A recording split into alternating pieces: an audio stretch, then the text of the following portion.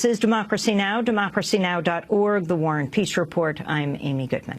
We begin today's show in the Gaza Strip, where Israeli defense forces and tanks are positioned along the border in the seventh day of Israel's offensive.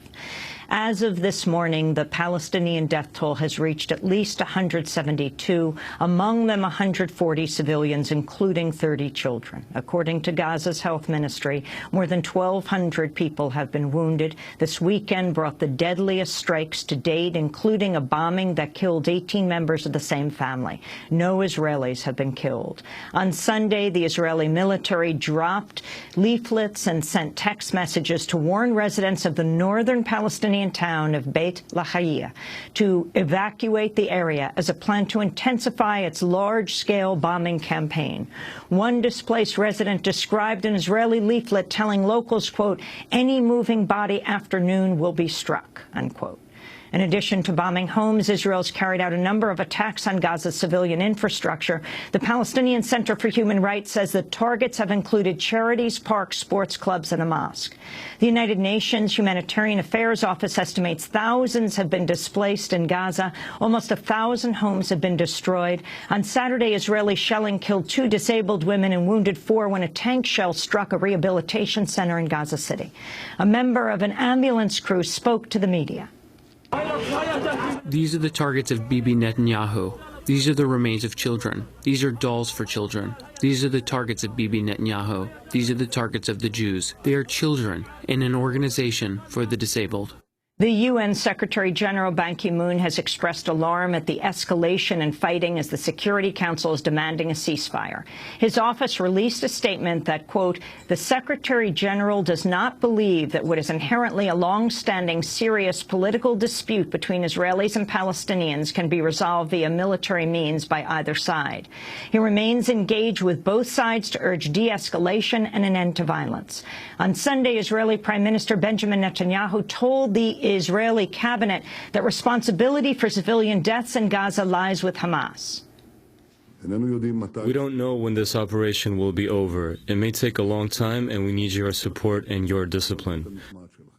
Hamas uses the residents of Gaza as a human shield and is bringing disaster on the residents of Gaza, and therefore the responsibility for any harm done to civilians in Gaza, which we regret, the responsibility is that of Hamas and its partners and them alone.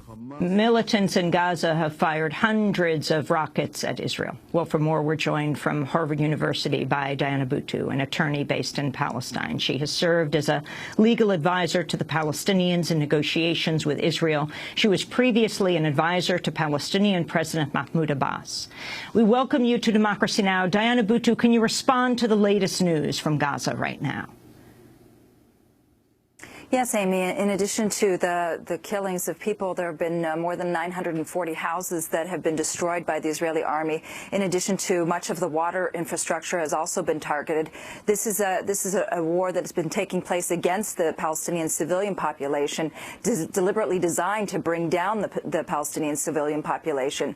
And this is why we've been calling for international intervention to hold Israel accountable and to make sure that this precisely stops. So can you talk about how you see this ending?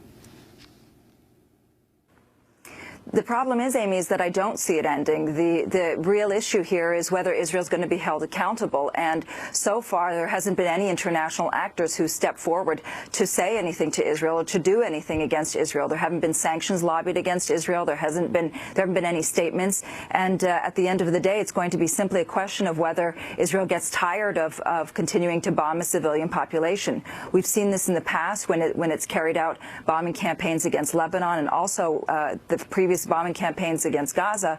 They usually end when when public opinion turns against Israel. And at that point in time, I just don't see that there's any action that's being taken to stop Israel from continuing to carry out these attacks. I want to turn to comments made by the Israeli Prime Minister Benjamin Netanyahu on the weekend on Fox News. You know, here's the difference between us. We're using missile defense to protect our civilians, and they're using their civilians to protect their missiles. That's basically the difference. They're embedding these rockets that they're firing wholesale into our cities, terrorist rocketing, trying to kill as many as they can. They're not succeeding because of 2 reasons. One is because we've developed this incredible missile defense system which I think is a historic development in the history of defensive warfare, with U.S. help. And I want to thank the American people, President Obama, the U.S. Congress for helping us fund this amazing development. But the other reason we're succeeding, you have to understand, some of the rockets do pierce through this shield. And the reason we're succeeding is also because we're targeting the rocketeers. The rocketeers are firing from homes. These homes are actually command posts of the Hamas and Islamic Jihad army. So that's where they have their secure communications, weapon caches, rockets, hidden map rooms, and so on. These are their command posts. Obviously, we're not going to give them immunity, and so we have to attack them, and we're trying to minimize, as we can, civilian casualties. That's the Israeli Prime Minister Benjamin Netanyahu on Fox this week. And Diana Buttu, again, he said we're using missile defense to protect our civilians. They're using their civilians to protect their missiles. That's basically the difference, he says. This is simply Israeli propaganda at its finest.